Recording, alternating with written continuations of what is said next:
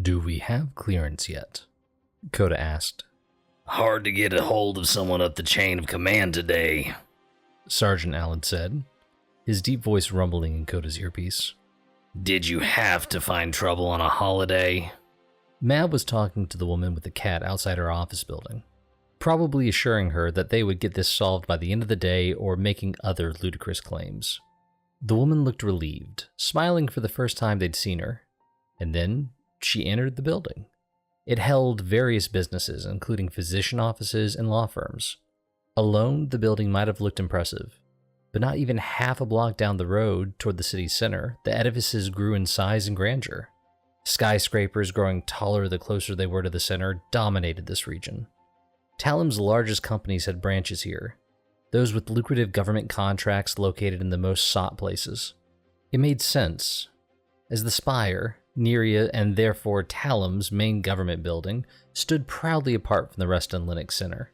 It easily was twice the size of the next tallest skyscraper, its top sloping up to a point.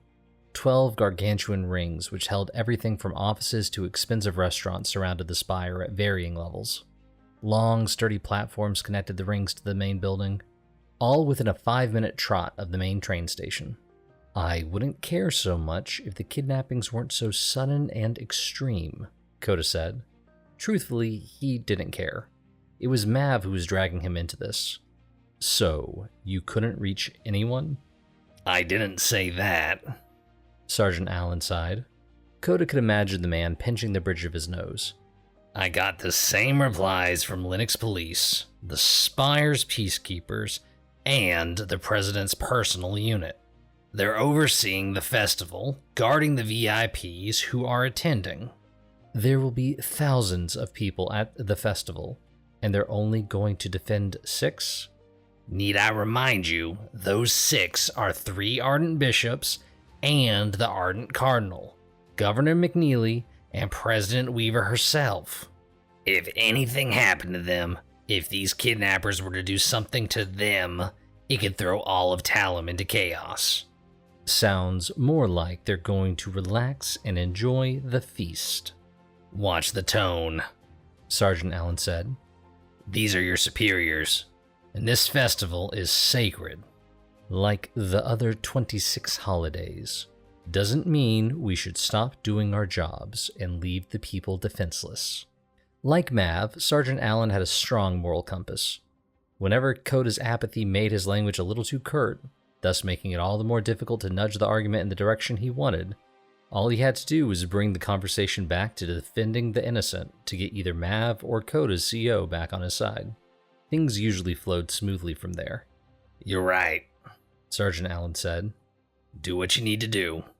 I informed 2nd Lieutenant Franklin of the situation.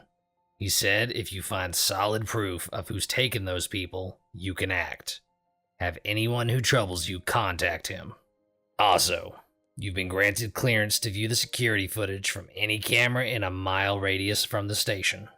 That should at least start you in the right direction. Koda inhaled, held, exhaled. Respectfully, sir, why did you not lead with this?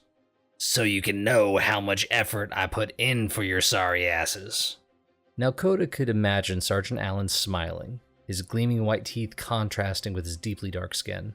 So get to work and keep your comms at the ready. Never know when new info comes in. Yes, sir. Finally, how's the goof doing? Mav was currently examining the main street, inspecting a stray car that drove by. He glanced at Koda, but quickly looked away when they made eye contact. He was clearly trying to be polite and wait for Koda's conversation to end, but really wanted to know what Sergeant Allen was saying. Had he heard those last words? Mav would have put on a fake smile and adopted the excessively bombastic attitude he'd been performing for the past 3 weeks. Koda never bothered with smiles, whether real or fake. Made things easier for him, especially after what had happened in that cave. Keeping himself busy, Koda said, but... Understandable, Sergeant Allen said. The whole cohort lost something special with Thomas. Just make sure Maverick processes everything well, all right? Yes, sir. Don't suppose I need to ask about you? No, sir. Something twisted inside Koda's chest. He'd like to get off this subject. Good luck out there, Dakota. And be careful. Don't let grief make y'all do something foolish. Understood, sir. The comm cut, leaving Koda enough time to unbend the coils wrapping around his heart before he approached Mav. Let's go somewhere private, Koda said. The only backup we're getting is a week's worth of video feed from a small area. So, no one's asked to kick yet? Mav asked. It's barely 8 in the morning. Help with this, and we'll find you someone by lunchtime.